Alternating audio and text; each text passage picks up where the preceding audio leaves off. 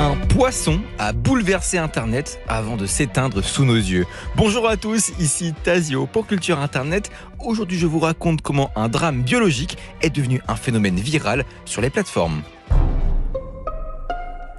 Il y a quelques jours, une vidéo a émergé des profondeurs de l'océan et a bouleversé Internet. Elle montrait un poisson pêcheur, se montre des abysses avec la petite lumière sur la tête là, nageant près de la surface. Une scène à la fois fascinante et troublante, car ce poisson-là, on ne le voit jamais en pleine lumière. Il vit dans le noir absolu, entre 200 et 2000 mètres de profondeur, là où les rayons du soleil ne pénètrent jamais. Pourtant, ce 5 février 2025, au large de Tenerife, une équipe de chercheurs a eu la surprise d'observer un de ces spécimens en eau peu profonde. Ils l'ont filmé, partagé la vidéo sur Instagram et TikTok, et au départ, l'événement était surtout un sujet scientifique. Pourquoi ce poisson pêcheur était-il remonté à la surface ? Était-ce un comportement normal ou un accident ? La question intriguait les biologistes et passionnait quelques internautes, mais très vite, l'histoire a pris une tournure beaucoup plus émotive. Car quelques jours plus tard, la nouvelle tombe, le poisson pêcheur est mort. D'après les scientifiques, il était probablement blessé avant même d'atteindre la surface. La vidéo n'était donc pas juste une rareté biologique, elle était une dernière apparition. Et là, tout bascule. Ce qui n'était qu'une curiosité devient une tragédie. Et Internet s'en empare avec une puissance qu'on ne voit que sur les événements capables de toucher une corde sensible universelle. Twitter, TikTok, Reddit, partout l'histoire se répand et avec elle, une vague d'émotions collectives. Des hommages apparaissent sous toutes les formes.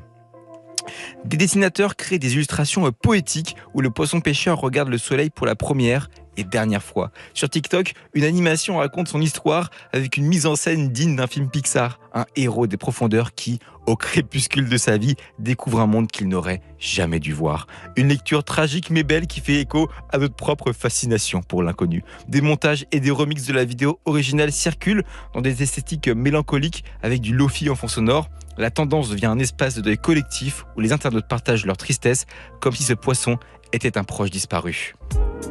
Sur Reddit, des utilisateurs passionnés en sciences marines réalisent même des analyses pour expliquer les raisons probables de son ascension fatale, tout en soulignant la rareté absolue de ces images. Et on y reviendra tout à l'heure. Et puis, bien sûr, les mêmes arrivent. Certains prennent un ton absurde, transformant le poisson pêcheur en une figure mythologique, un messager venu des abysses avec une révélation pour l'humanité. D'autres ironisent sur le fait que cet événement a généré plus d'émotions que certaines catastrophes humaines réelles.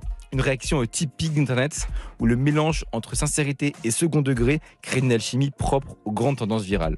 Mais derrière l'humour et la poésie, une vraie question se pose. Pourquoi ce poisson habitué aux abysses est-il remonté à la surface ?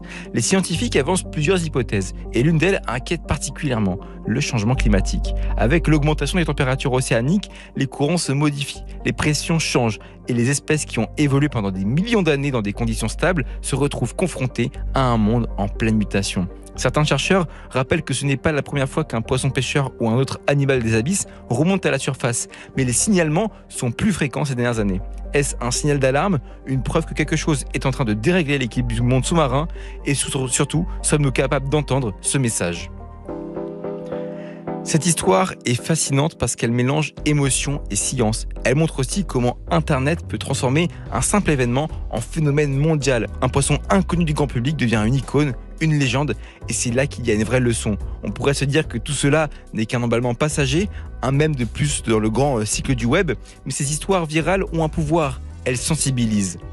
Elles nous rappellent que les créatures des profondeurs ne sont pas que des monstres dans Nemo, qu'elles existent, qu'elles ont un rôle dans l'équilibre de notre planète. Peut-être que dans quelques jours, l'histoire du poisson pêcheur s'effacera des feeds des réseaux, mais si elle peut éveiller une curiosité, si elle peut amener plus de gens à s'intéresser aux océans, alors elle n'aura pas été vaine.